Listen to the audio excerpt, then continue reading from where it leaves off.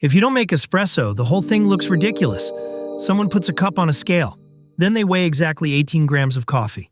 They spray the beans with water. They grind into a tiny metal basket. They stir the grounds with needles. They tamp them flat. They start a timer. They stop the shot by weight. And they act like 3 seconds ruined breakfast. From the outside, it looks like coffee cosplay. But here's the thing. Most of that fuss isn't personality. It's control.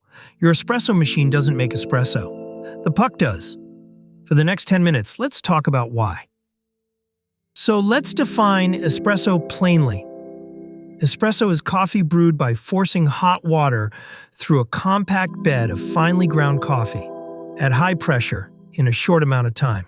Traditionally, that's 9 bar of pressure, 25 to 30 seconds, and about a 1:2 ratio of dry coffee to liquid espresso. That's a useful starting point. It's not the whole definition. 9 bar isn't a magic spell. 28 seconds isn't a law of nature.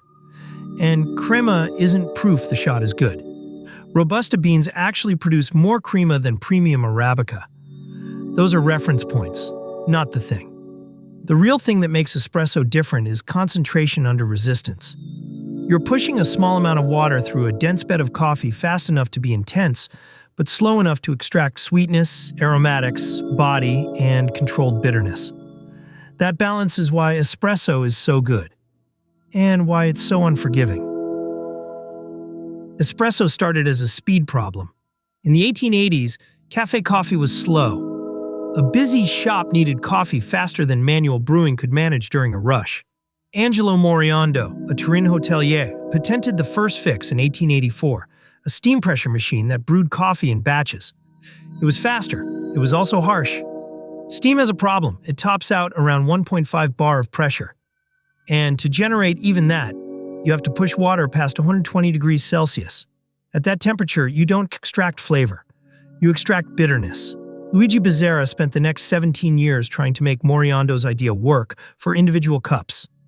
Pavoni bought Bezzera's patent in 1903 and started selling those machines commercially in 1906, debuting them at the Milan World's Fair. They were fast. Workers stood at the bar, drank a coffee, and left. Italian cafe culture was built on that pace, but every machine had the same fundamental problem. They couldn't generate pressure without using steam, and steam meant heat, and heat meant bitterness. The fix arrived in 1947, not 1927, which is a date you'll see repeated in lazy coffee writing. Achille Gaggia patented a machine that didn't use steam. It used a manually operated lever connected to a strong spring. The barista pulled the lever. The spring compressed water against the coffee at 8 to 10 bar of pressure, at a much lower temperature, around 92 to 96 degrees Celsius. For the first time, espresso worked. High pressure, low temperature, 25 seconds of contact produced something nobody had tasted before. A thick, golden brown layer of foam called crema, sitting on top of a dark, complex liquid. But here's what most explanations miss about Gaggia's invention. The lever didn't make better espresso by itself. The lever made it possible for the puck, the compressed bed of coffee grounds, to behave the right way under pressure. Gaggia's spring was the first system that pushed water through coffee hard enough to extract, but evenly enough to taste like coffee instead of mud. The machine supplies hot water and force. Pressure only matters when it meets resistance. Your espresso machine doesn't make espresso. The puck does. The chrome box on your counter supplies hot water and pressure. The puck, its grind, its fines, its packing, creates the resistance that turns that pressure into extraction. The puck isn't just a pile of coffee. It's a porous bed, a temporary filter, a changing structure of particles, gaps, trapped gas, oils, and water. As the shot runs, it compresses. Fines migrate. CO2 gets displaced. Resistance changes throughout. So when people say my machine makes 9 bar, they're describing one side of the system. The machine supplies pressure. The puck decides what that pressure becomes. A balanced extraction, a sour gush, a bitter choke, or a channel shooting water through one weak spot.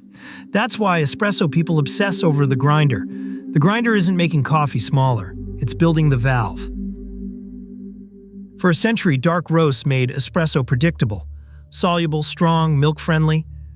Then specialty coffee changed the target. Brighter, denser, more expressive coffees. And espresso stopped being a recipe. It became a method. Grind moves, time moves. Dose moves.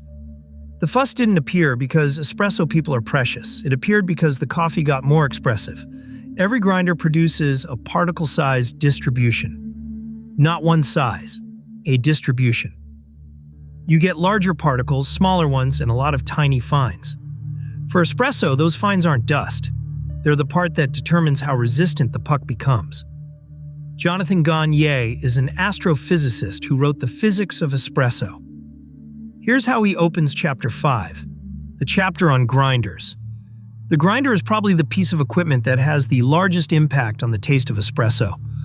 That's not a hot take. That's the consensus among everyone who has actually measured this. When you dial in espresso, Gaggia writes, you're often dialing in the amount of fines more than the average size of the larger particles. That's the hidden reason grinder upgrades matter. A better grinder gives you a more useful distribution. Fewer clumps, less retention, a puck that behaves predictably.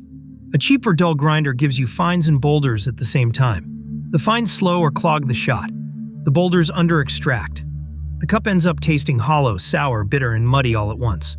That's also why upgrading the machine often disappoints people. If the puck is inconsistent, a better pump just applies better controlled force to a bad resistance system. The espresso doesn't get good because the machine got shinier. The puck still has to behave. Now the scale starts to make sense. Espresso is a ratio drink. Dose in, beverage out. If you start with 18 grams of coffee and stop at 36 grams of espresso, you have a 1-to-2 shot. If you dose 19 grams or stop at 42, it's not the same recipe. And espresso is too concentrated for volume to be reliable. Crema changes volume. Fresh beans make more gas. Older beans make less. A shot that looks like 60 milliliters today might look like 30 in 2 weeks, at the same beverage weight, so you weigh it. Not because grams are romantic, because mass is the stable measurement. The timer matters for the same reason. Time is contact time. If the same dose and yield takes 15 seconds, the water didn't spend long enough with the coffee. If it takes 50 seconds, something changed. The timer doesn't tell you whether the shot tastes good. It tells you whether the system changed. That's why espresso people use both. Scale for recipe. Timer for resistance. Puck prep is where espresso gets weird looking. Needles, shakers, self-leveling tampers, puck screens, paper filters. Some of it helps. Some of it is workflow preference. Some of it is theater. The principle is simple. You're trying to make water flow through the puck evenly. If there are clumps, cracks, or density gradients, water finds the easiest path. That path gets too much water. Other parts get too little. The cup ends up tasting both sour and bitter at the same time. That's why WDT, the needle tool, can help, especially with clumpy grinders.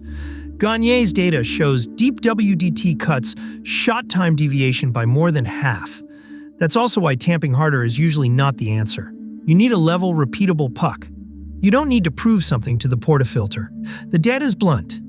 Tamping force beyond about 6 kilograms adds very little, and some fancy tampers, the convex ones, actually make extraction worse. Level matters. Consistency matters. Force is the least interesting part. So what do you do with this? First, stop treating the machine as the first suspect. If your espresso is sour and fast, the puck didn't create enough resistance. Grind finer, or increase yield carefully, and taste again. If it's bitter and slow, you may have too much resistance, too fine a grind, too long a contact time, or too much yield.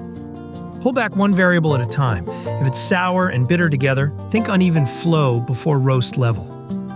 Distribution, clumps, channeling, basket fit. If the shot was good once and impossible to repeat, think consistency. Same dose, same yield, same prep. This is why the basic kit matters more than people admit. A capable grinder, a scale that reads to 1/10 of a gram. A timer, a simple WDT tool if your grinder clumps. A consistent tamp. That's enough to understand most espresso problems before shopping for a new machine. Because the machine is one part of the system. The puck is where espresso succeeds or fails. After all the history, pressure, and physics, espresso comes down to one practical idea. You're not making a drink by pressing a button. You're building a small hydraulic system out of ground coffee. The machine supplies hot water and force. The grinder builds the resistance, The scale controls the recipe. The timer shows whether the flow changed. And puck prep gives the water fewer excuses to misbehave. That's why espresso people seem so obsessive from the outside. Not because they forgot how to enjoy coffee, because espresso makes small changes visible. The chrome box on your counter is just a heat source. Your grinder, your scale, your puck. That's the espresso machine. If someone asks why you're weighing coffee before breakfast, send them this video. You're not being precious. You're controlling the valve. If you want the deeper version of why the grinder matters more than the machine, watch Coffee Grinder Science next.